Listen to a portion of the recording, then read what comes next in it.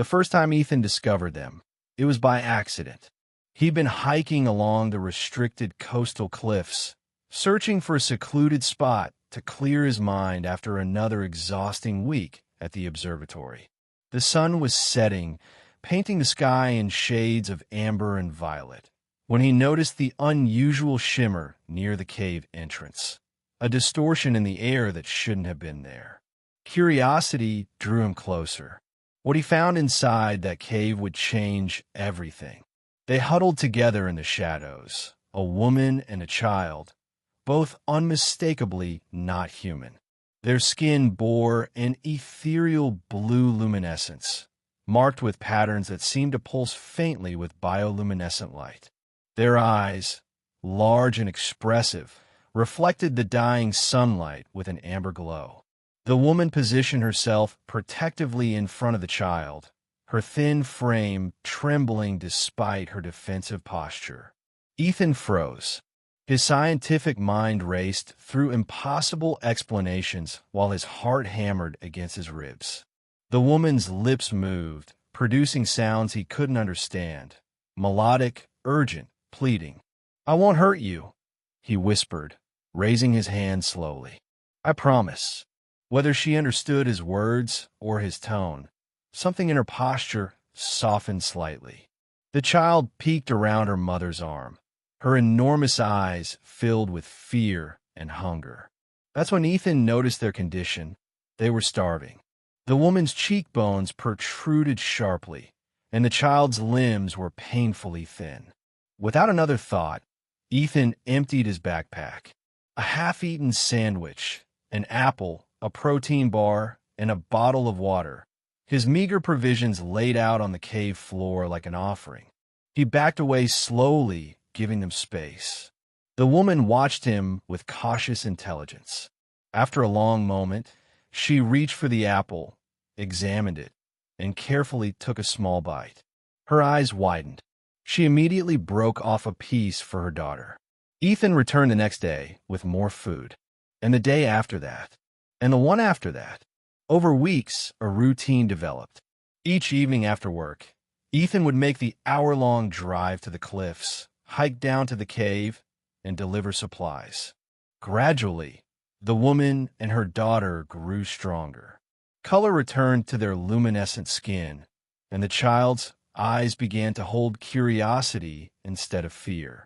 Communication evolved slowly. The woman, whom Ethan came to call Lyra in his mind, she touched her chest and made a sound like Lyra, proved remarkably intelligent. She learned to recognize certain words, and Ethan learned to interpret her gestures and the musical quality of her language. The daughter, Stella, was quicker to trust, often greeting him with what could only be described as an alien smile. Ethan learned they'd come from somewhere far away.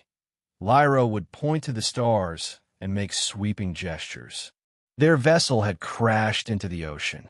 They were the only survivors, hiding from a world that would fear them, perhaps dissect them, certainly never accept them. 3 months passed. Ethan brought blankets as autumn arrived, then warmer clothes he'd carefully selected from thrift stores. Items that wouldn't be missed, wouldn't raise questions. He brought books with pictures and watched Stella's delight as she discovered stories of Earth creatures. He brought medicine when Lyra developed a cough from the cave's dampness. But the cave was no place for them. Ethan saw it in Lyra's eyes every time the wind howled through the entrance, every time Stella shivered despite the blankets, every time rain turned their shelter into a cold, dripping prison. Winter was coming. The coastal caves would become unbearable, perhaps deadly. One evening in late October, as Ethan delivered hot soup in a thermos and fresh bread, he found Stella burning with fever. Lyra held her daughter desperately, her own body wrapped around the child, trying to share warmth. The alien woman's eyes met Ethan's, and he saw something that transcended species, a mother's terror of losing her child. He made his decision. "Come with me," Ethan said firmly. He pointed to Stella, then to himself, then made a gesture of walking. My home. Safe. Warm. Lyra's eyes filled with an emotion he recognized. The paralysis of hope and fear combined. She shook her head, pointing at herself and Stella, then making a gesture he'd learned meant dangerous or wrong. I know, Ethan said softly. I know you're different. I don't care. He pulled out his phone and showed her pictures he'd prepared. His cottage, isolated in the woods, 20 miles from the nearest neighbor. He'd thought about this moment for weeks, preparing arguments, preparing everything. No one will know, he said, meeting her luminescent gaze. I promise. You'll have walls, heat, real beds. Stella will be safe. You'll both be safe. Lyra looked at her daughter, whose breath came in shallow gasps. Then she looked at the cave walls that had been their prison for months. Finally, she looked at Ethan, this human who had shown them nothing but kindness, who asked nothing in return, who came faithfully every single day, regardless of weather or circumstance. She reached out with her long, delicate fingers and touched his hand. Her skin was cool, but not unpleasant. She nodded once. The journey to his cottage was tense. Ethan had brought oversized hoodies and scarves to conceal their features, though they encountered no one on the remote forest road. Lyra held Stella close in the back seat, her eyes darting nervously at every shadow. When they arrived, Ethan led them inside. The cottage was small but warm, the fireplace already burning. He'd prepared a bedroom with 2 beds, soft blankets, curtains that could be drawn for privacy and safety. Lyra stood in the center of the living room, slowly turning, taking in the space. Then she did something Ethan never expected. She knelt down, pressing her forehead to the floor in what could only be a gesture of profound gratitude. No, Ethan said quickly, gently helping her up. No, you don't bow to me. You're not my prisoners or my servants. He struggled for words. You're my family now, if you'll have me. Tears rolled down Lyra's luminescent cheeks, proof that some things were universal across the stars.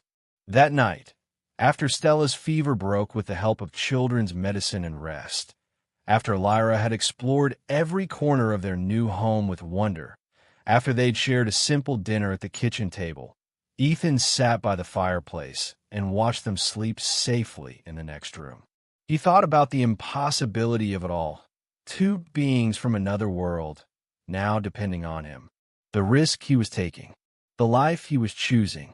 But as he watched Stella curl against her mother, both of them truly peaceful for the first time since they'd crashed on this alien world, Ethan knew he'd made the right choice. Some families were born. Others fell from the stars. And sometimes the most human thing you could do was to offer shelter to those who had none, no matter where they came from.